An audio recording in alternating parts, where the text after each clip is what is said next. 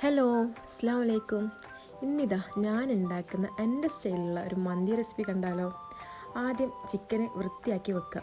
അതിലേക്ക് കുറച്ച് വരകളെല്ലാം ഇട്ടിട്ട് നല്ലോണം ഒന്ന് ക്ലീൻ ചെയ്ത് വെച്ചിട്ടുണ്ട്. അതിലേക്ക് ആവശ്യത്തിന് ക്യാപ്സിക്കം, ഞാനിവിടെ 2 ക്യാപ്സിക്കം എടുത്തത്. പിന്നെ ഇതാ മെയിൻ ഇൻഗ്രീഡിയൻ്റ് ആണ് പുതിന ചപ്പും മല്ലിച്ചപ്പും, പിന്നെ 2 മാഗി ക്യൂബ്, പിന്നെ ഇതാ കുറച്ച് പട്ട, ഗ്രാമ്പു, ഏലക്ക, അതെല്ലാം കുറച്ചായിട്ട് എടുത്താൽ മതി.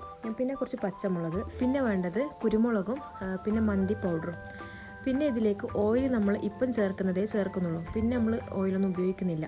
അങ്ങനെ ഇതെല്ലാം നല്ലോണം മിക്സ് ചെയ്തിട്ട് പറ്റുമെങ്കിൽ 1 മണിക്കൂർ അവിടെ റെസ്റ്റ് ചെയ്യാൻ വെക്കാം. എനിക്കിപ്പോൾ ഇവിടെ ടൈം ഇല്ലാത്തതുകൊണ്ട് ഞാൻ അപ്പോൾ അവിടെ തന്നെ അടുപ്പിൽ വെച്ചിന്.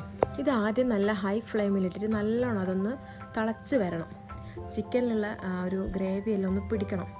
അതിനുശേഷം നമ്മൾ ലോ ടു മീഡിയം ഫ്ലെയിമിലിട്ടിട്ട് അത് നല്ലോണം വേവിച്ചെടുക്കുക. ചിക്കൻ വേവാനുള്ള സമയം അതിന് കൊടുക്കണം. അങ്ങനെ അത് നല്ലോണം വെന്ത് വരുമ്പം അതിൻ്റെ ഗ്രേവി എല്ലാം ഇങ്ങനെ നല്ല ക്യാപ്സിക്കെല്ലാം നല്ലോണം മിക്സായി നല്ല ഗ്രേവി കിട്ടും. ആ ഗ്രേവി നമുക്ക് ആദ്യം മാറ്റി വെക്കാം. പിന്നെ ഇതാ നമ്മുടെ ബസ്മതി റൈസ് 1 മണിക്കൂർ മുന്നേ വെള്ളത്തിലിട്ട് വെച്ചിട്ടുണ്ടേനു. അത് ക്ലീൻ ചെയ്തിട്ടാണ് വെള്ളത്തിലിട്ട് വെച്ചത്.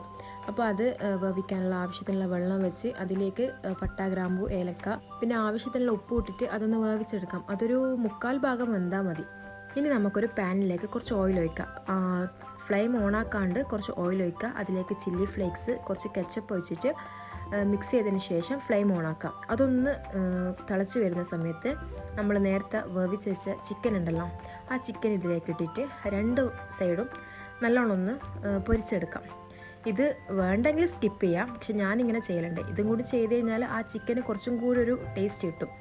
അങ്ങനെ 2 സൈഡും നല്ലോണം പൊരിച്ചെടുക്കാം. ഞാനിവിടെ കളറൊന്നും ആഡ് ചെയ്യുന്നില്ല. കളർ വേണമെന്നുണ്ടെങ്കിൽ കളർ ആഡ് ചെയ്യാം കേട്ടോ. ഇങ്ങനെ ഈ സമയത്തും ആഡ് ചെയ്യാം, നേരത്തെ നമ്മൾ ഉണ്ടാക്കുന്ന ആ ഒരു മസാലയിലും ആഡ് ചെയ്യാം. പക്ഷെ ഞാനിവിടെ കളറൊന്നും ആഡ് ആക്കിയിട്ടില്ല. പിന്നെ ഇതാ നമ്മൾ ലാസ്റ്റായിട്ട് ചെയ്യുന്നത് ദമ്മിടലാണ്. നമ്മൾ ആ ഒരു പാത്രത്തിലേക്ക് തന്നെ വേവിച്ച് വെച്ച റൈസ് ഇടുക.